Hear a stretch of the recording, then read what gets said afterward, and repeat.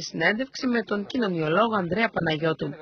Ο άγνωστος αυτός καθηγητής έγινε το επίκεντρο συζητήσεων για εβδομάδες και μήνες, γιατί τόλμησε να δηλώσει στην εκπομπή ότι είναι Κύπριος. Ούτε Έλληνας, ούτε Τούρκος, ούτε Ελληνοκύπριος. Απλά Κύπριος. Στην Κύπρο υπάρχει μια ηγεμονική ελληνική κουλτούρα. Η ηγεμονική κουλτούρα η οποία εισήχθηκε στην Κύπρο μέσω της εκπαίδευσης, σύμφωνα και της Εκκλησίας το 19ο και τον 20ο αιώνα και έχει επιβληθεί η θέση ότι είμαστε Έλληνες. Οπότε αυτό που ακολουθεί είναι ότι οτιδήποτε υπάρχει στην Κυπριακή ιστορία πρέπει να ερμηνευτεί στα πλαίσια που να δικαιολογά μια θέση του ελληνισμού και μια θέση της Εκκλησίας.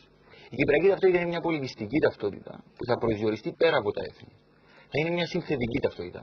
Υπάρχουν τρία στοιχεία που βλέπω εγώ σε αυτήν την ταυτότητα. Το πρώτο στοιχείο είναι αναγκαστικά ο προσδιορισμός απέναντι στο γεωγραφικό χώρο που λέγεται Κύπρος. Ένας Έλληνας της Κύπρου, συνήθως όταν λέω ότι είναι Κύπριος, δεν εννοώ ότι όλοι οι κατοίκοι της Κύπρου είναι Κύπροι. Υπάρχει ένα αξιοσέβαστο ποσοστό κατοίκων της Κύπρου που θα είναι Έλληνες, τους σέβομαι, αλλά πρέπει και αυτοί να αναγνωρίσουν ότι σε αυτόν τον τόπο υπάρχουν άτομα τα οποία είναι Κύπροι.